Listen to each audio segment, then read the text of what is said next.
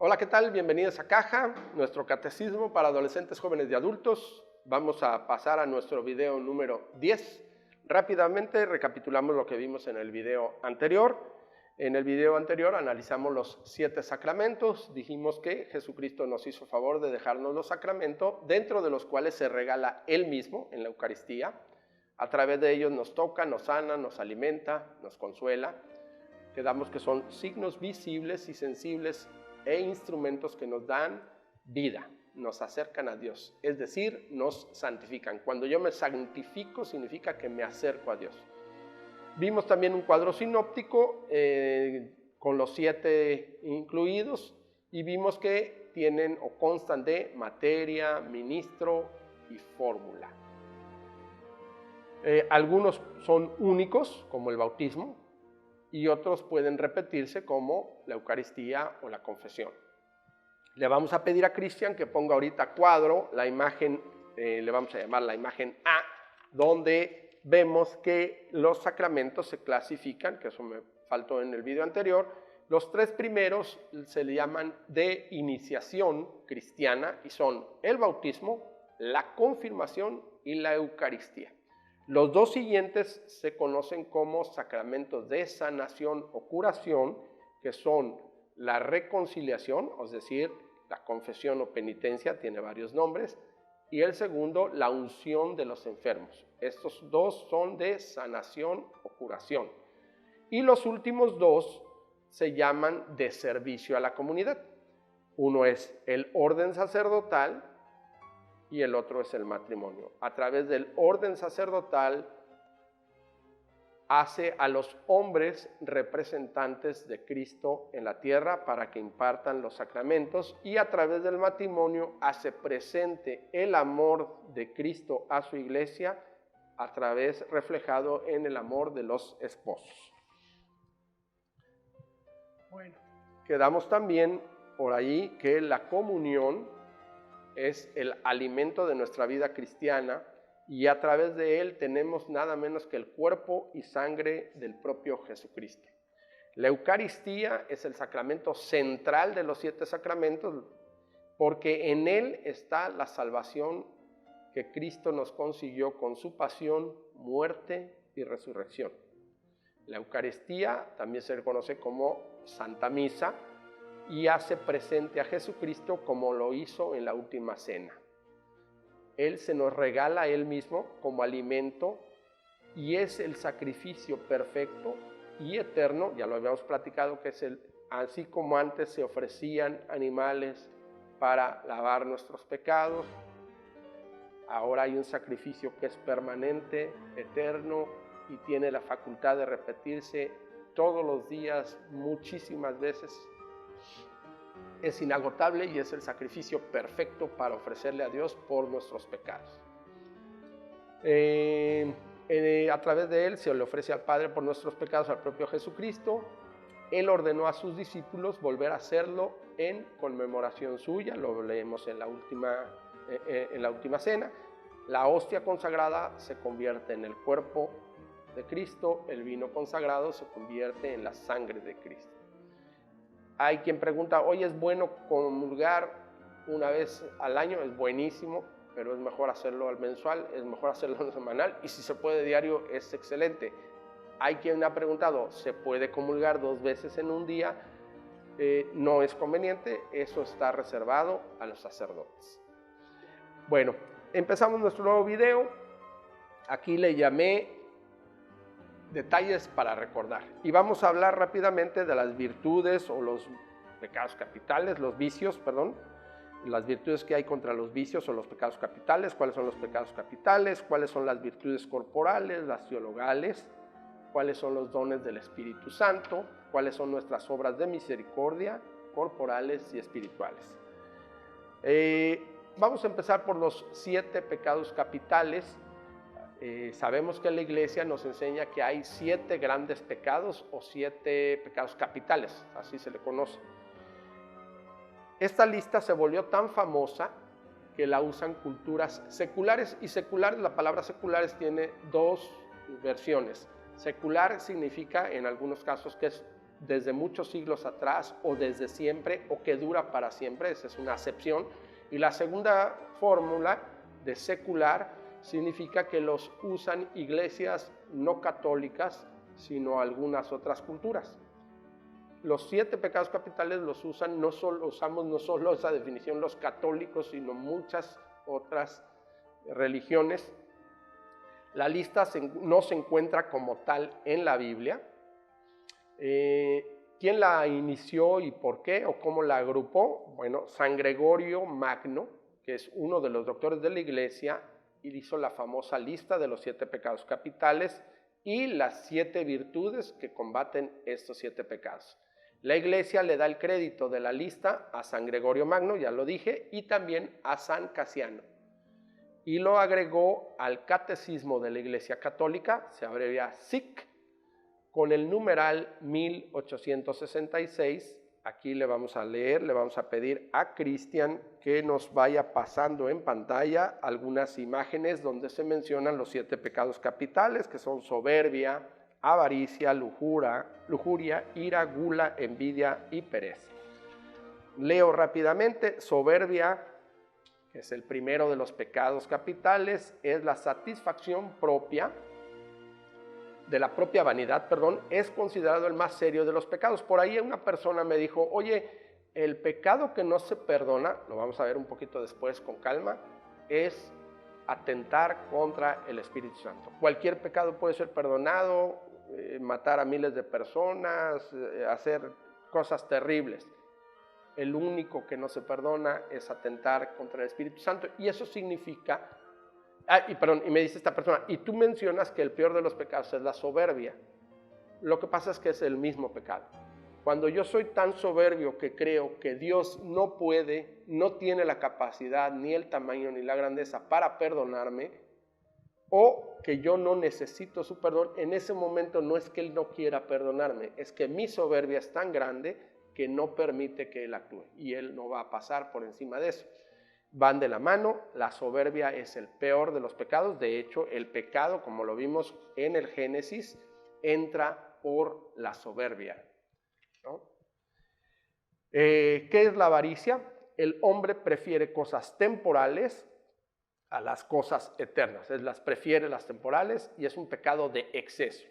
La envidia es cuando deseamos tanto lo que tiene otra persona que le deseamos el mal para podernos apropiar de eso que anhelamos, y evidencia de esto vienen en la Biblia muchísimos casos. Por eso mucha gente critica, oye, la Biblia es una serie de cosas, de guerras, de incestos, de pleitos, de lujurias. Pues sí, claro, pues es la historia de la humanidad, pues cómo no va a mencionar eso. Lo que precisamente viene a decir Jesucristo es, acaben con eso, salven eso. Los vengo a perdonar de todo esto. Bueno, el siguiente pecado es la ira, que es el sentimiento no ordenado ni controlado de un odio o enojo, y se manifiesta como una impaciencia excesiva con los demás. La lujuria es el hábito descontrolado de lo sexual, tanto en los pensamientos como en las acciones, como son la masturbación, las relaciones sexuales fuera del matrimonio, todo tipo de depravaciones. La gula es el hábito descontrolado de comer. No ordenamos nuestros impulsos naturales del apetito y comemos más allá de lo que requerimos por placer. En la Biblia se menciona que los romanos les gustaba tanto comer que comían hasta el exceso, y cuando no podían más vomitaban, se hacían vomitar con la pluma de un ave, provocar el vómito para poder seguir comiendo, ¿no? La pereza es el apego al descanso de manera desordenada, a pesar de tener las fuerzas, no querer trabajar o atender nuestras responsabilidades. La persona perezosa prefiere reposar y no actuar. ¿Cuáles son las virtudes que lo combaten? Las conocemos. Cada pecado tiene su antagonista, o sea, su parte buena o la parte que nos permite superar ese pecado. La primera, contra la soberbia, está la humildad, y la persona humilde conoce lo que quiere, lo que es bueno, lo que es malo, y busca siempre ser mejor. La generosidad va contra la avaricia y es la tendencia a preocuparnos por ayudar a los demás, antes que pensar en las cosas que nos faltan a nosotros mismos. La caridad va en contra de la envidia y nos ayuda a las personas a ver en el otro el alivio de sus necesidades antes que nuestras propias necesidades, o al paralelo. La paciencia contra la ira, una persona que ejercita la tranquilidad y acepta las diferencias con el otro sin agredirlo, con calma. Es lo que debemos de hacer en lugar de ser iracundos. Contra la lujuria tenemos la castidad, que es el adecuado uso de los placeres sexuales sin denigrar la dignidad ni la propia ni la de los otros. Contra la gula tenemos la templanza, que busca el lugar preciso de los placeres de la comida y de otros placeres como la bebida, buscando un equilibrio sano. Contra la pereza tenemos la diligencia, que busca que la persona cumpla con las metas que se propuso compartir. Esos son los 7 pecados capitales y sus 7 virtudes que los combaten. Ahora presentamos a cuadro, le pedimos aquí a Cristian que nos haga el grandísimo favor de poner a cuadro una definición no religiosa. Quise tomarlo así, me encontré esta definición ahí en el internet, y es que define la virtud. Y dice que la virtud se considera la cualidad positiva que se opone a los vicios.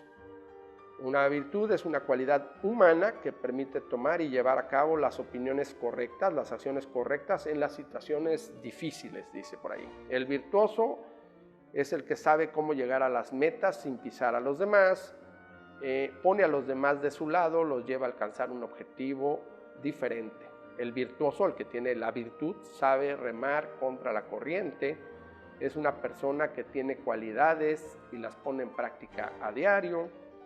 Una persona virtuosa es aquella que sabe sacar adelante cualquier problema. Esta es una definición no religiosa.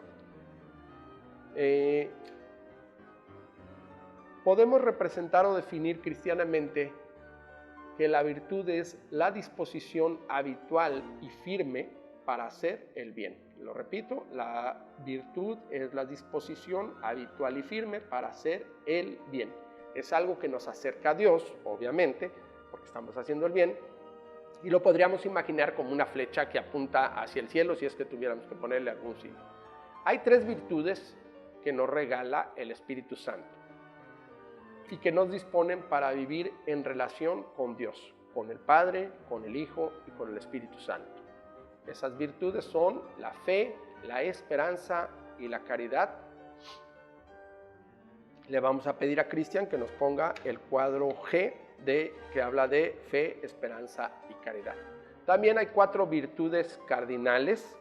Esas virtudes cardinales se le conoce así, traté de buscar por qué se le llama cardinales, me acordé de los puntos cardinales y se les menciona así precisamente porque abarcan todos. Tienen un papel fundamental esas virtudes cardinales en nuestra vida cristiana. Estas virtudes se van ganando con la educación, con la perseverancia y con el esfuerzo, con los actos que hacemos deliberadamente. Con la ayuda de Dios nos van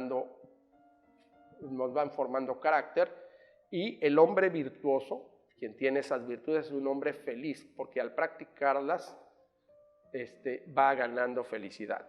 Le vamos a pedir a Cristian que nos ponga también el cuadro H, que habla de las virtudes cardinales. La prudencia dispone a la razón práctica para discernir en toda circunstancia nuestro verdadero bien y elegir los medios justos para realizarlo. Esa es la prudencia. La justicia consiste en la constante y firme voluntad de dar a Dios y al prójimo lo que les es debido. La fortaleza es asegurar en las dificultades la firmeza y la constancia en la práctica del bien. Y por último, la templanza es la que modera la atracción hacia los placeres sensibles y procura la moderación del uso de los bienes creados. Esas son las 4 virtudes cardinales y su explicación. También hay 7 dones o 7 regalos que nos da el Espíritu Santo y son, le vamos a pedir aquí a Cristian que nos ponga un cuadrito con los 7 dones del Espíritu Santo, que son sabiduría, entendimiento, consejo, ciencia, piedad, fortaleza y temor de Dios. Mientras Él nos hace favor de poner esto, platico rápidamente en qué consisten. Desde que vino el Espíritu Santo en Pentecostés, los cristianos somos conscientes de los dones que asiste al creyente o que nos regala al creyente la tercera persona de la Trinidad. En el Catecismo de la Iglesia Católica, en el numeral 1830, explica que la vida moral del cristiano está sostenida por los dones que nos regala el Espíritu Santo, que son, ya quedamos, disposiciones permanentes que hacen al hombre dócil para seguir los impulsos del Espíritu Santo. Nos hace dóciles para que podamos escuchar al Espíritu Santo. ¿Cuáles son esos dones y en qué consisten? Bueno, el primero es sabiduría, que es el don de entender lo que favorece y lo que perjudica al proyecto de Dios. Pareciera que es algo fácil, pero a veces nos cuesta mucho trabajo. Ayer, por ejemplo, vi en el noticiero una escena que podría darnos a entender qué es esto.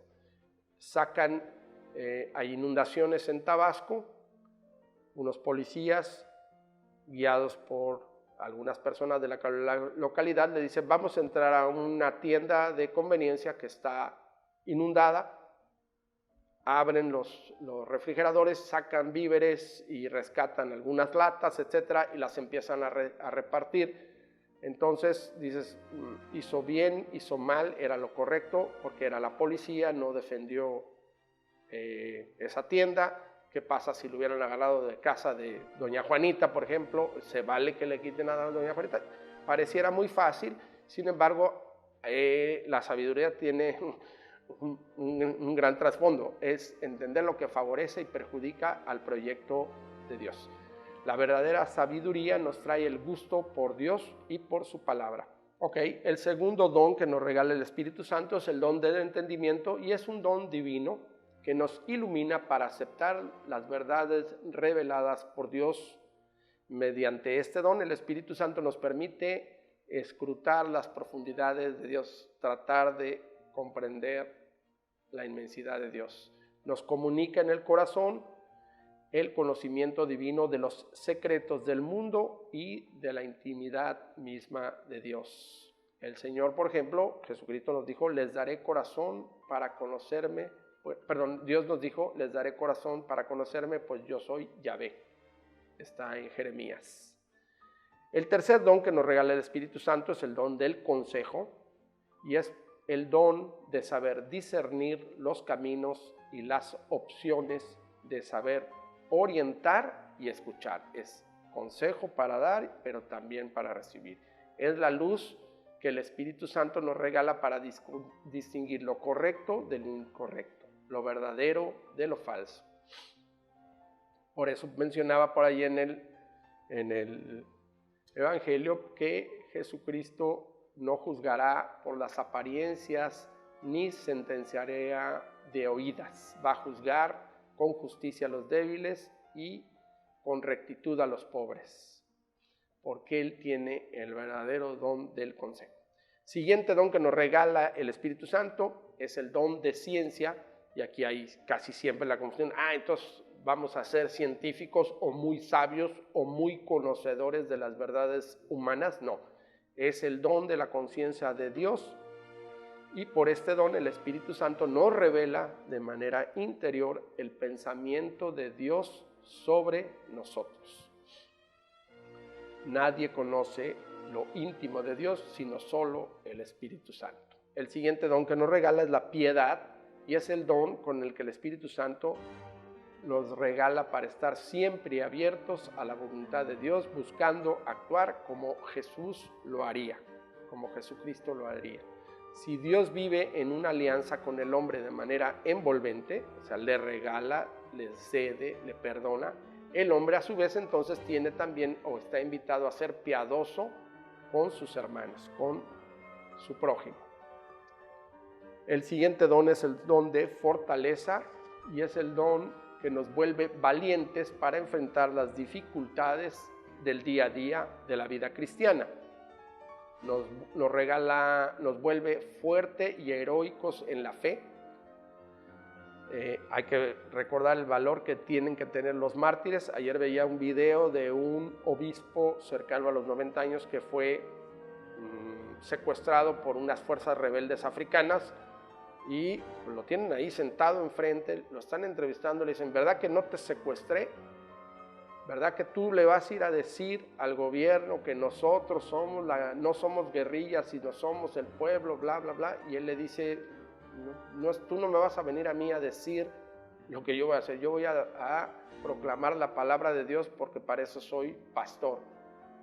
Suena fácil, pero ya quisiera ver que se lo dijéramos a alguien que tiene metralletas apuntándonos y nosotros tuviéramos nada excepto nuestra fe. Entonces, ojalá y tengamos ese don de fortaleza. Por último, el temor de Dios. Cuando yo era chico le cuestionaba a mi mamá, ¿hay que tenerle miedo a Dios? No es que le tengas miedo.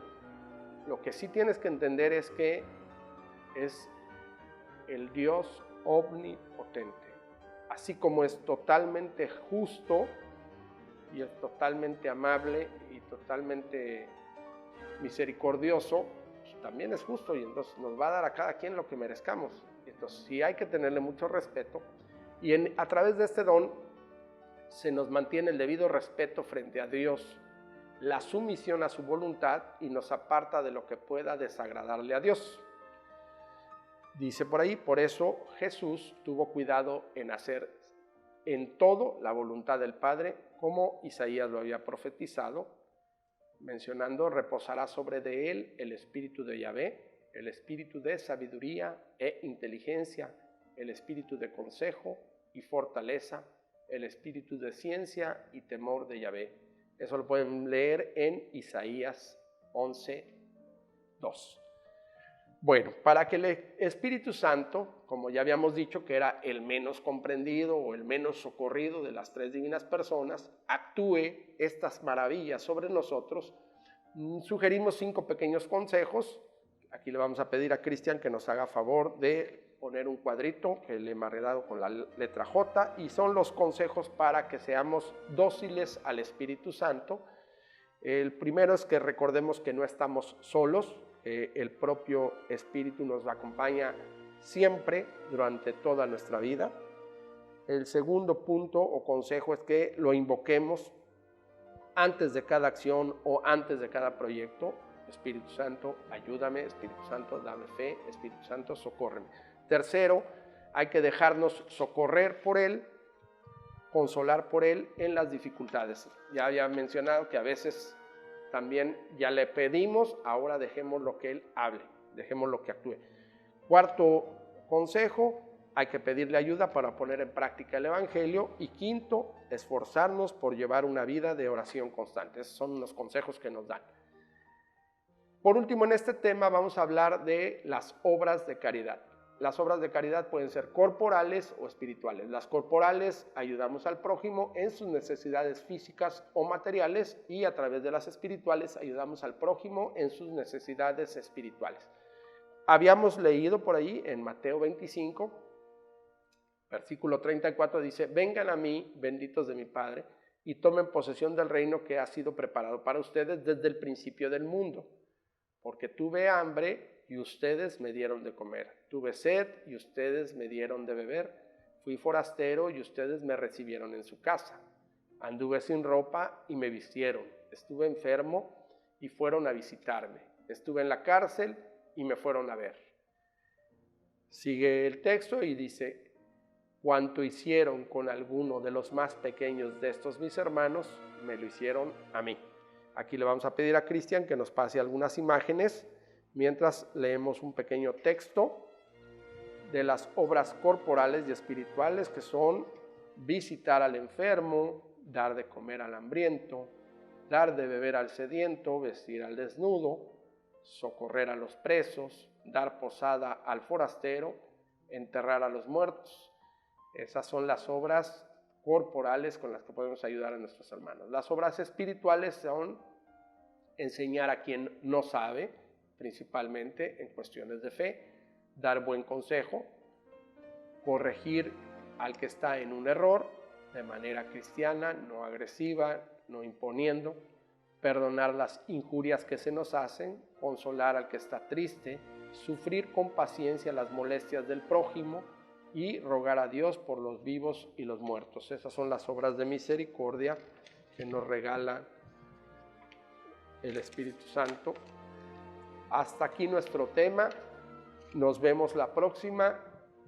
Espero que haya sido de su agrado y sirva para algo. Gracias.